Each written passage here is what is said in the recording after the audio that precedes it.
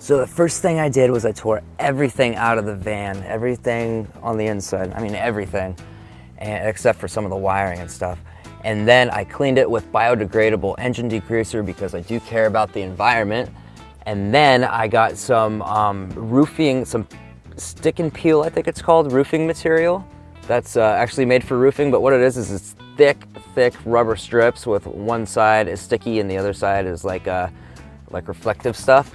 And what that is for is I put it on all the larger panels to keep them from vibrating because I thought that would help with noise reduction. And it was only like $20 for a big roll, so I just did it. I do have a stereo system in here and I thought that maybe it would make it quieter on the inside. There's no really way to know whether or not that worked, but I did do it. And the next step was the ceiling. So on the ceiling of this van, there are ribs, and in between those ribs, the distance between the roof and the bottom part of the ribs is a 1/2 inch. So I got 1/2 inch foam insulation and filled all those gaps. And then on the front of the van, I pulled the headliner off and I put Reflectix in there. And then I put the headliner back. And then I put this giant 1-inch sheet all the way across the back, and it's held in by wedging it in between the front headboard. And also I have these long screws that went into the ribs on the ceiling with big washers so that they wouldn't just go straight through and it wouldn't work. And it's held on and back by the factory, whatever that piece of trim is called, which also has the light on it that I use sometimes, which I control from the cab. So there we go, the ceiling is done. Now it was on to the walls. So for these back 2 windows, I knew I wasn't gonna use them. I knew I was gonna cover them up. So I sprayed them with Plasti-Dip, black Plasti-Dip, and what that is a rubber coating. So that insulated them a little bit, and it also kept you from being able to see the Reflectix that I would put on the back side. So basically, imagine this thing totally empty. None of these big foam panels are here, nothing on the walls. I covered all the walls, all the way down, all the way back here, all the way under here, and all the way up with Reflectix. And I held it on with this reflective tape that is by the Reflectix brand that you can buy. And I also glued it on. I glued the Reflectix and I stuck it on the wall and then I taped it on, I guess I should have said. And so that acted as an air barrier and a water barrier. Maybe not a very good water barrier, but definitely one. And then I put the 1-inch insulation foam boards over that. And then I put these corner pieces on. Up here you can see. It's kind of like they're at an angle. Can you see that? See how that's at an angle like that? So I put those on so that everything would be covered and insulated. And that was basically it for the walls. I mean, the sides, like this is all Reflectix. I cut this thing really shoddy. I didn't do a very good job. But I wanted this on here because it looked better than the raw metal. And I also put this piece back on. But that's basically it for putting the stock interior back in the living area anyway. So the floor, what I did down here is I used clear sealant and I filled in all the little holes so that water couldn't get up into the van from below. So after I did that, I laid down a layer of Denim Insulation, which is basically made out of old blue jeans. And I laid it all the way across. And this is just the back area, the front's a little different. And then I put the stock carpet in, which is under here. Now the stock carpet, the top layer is carpet, and the under that is a rubber like mat. So that worked as another barrier. Here's the Denim Insulation. This is what it looks like.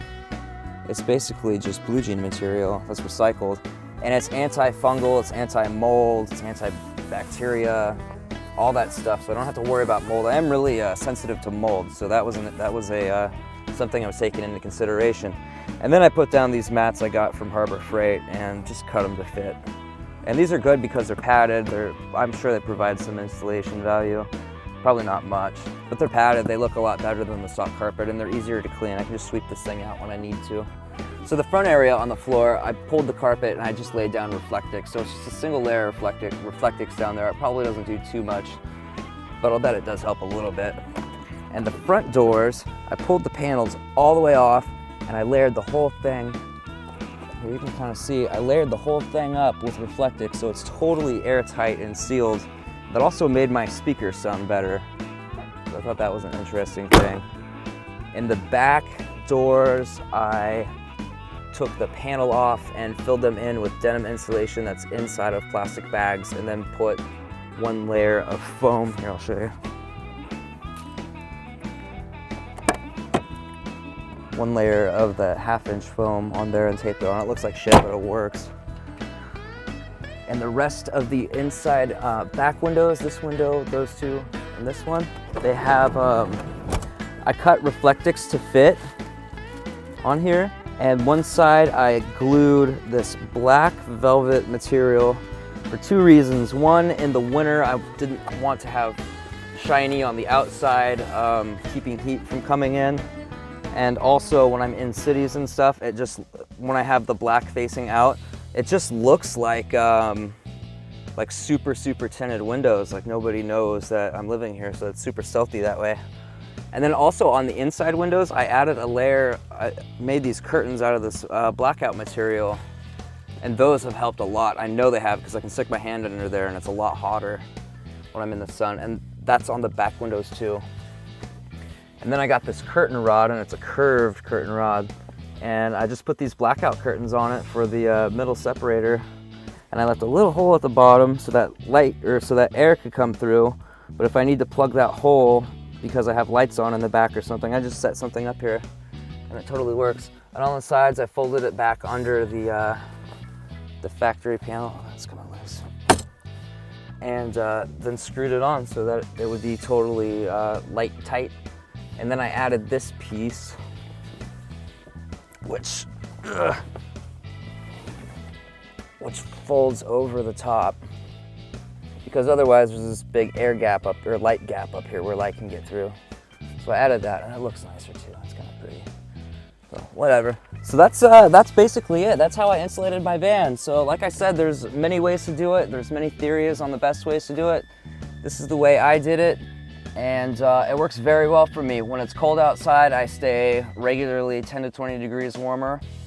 Also, when it's hot outside, I stay 10 to 20 degrees hotter. So that's, I don't know, I think that if I had a bigger ceiling fan, it would be a lot better in the summertime. But also, obviously, parking in the shade is like a huge deal. But anyway, thank you guys so much. Please give me a thumbs up if you like this video. Thank you.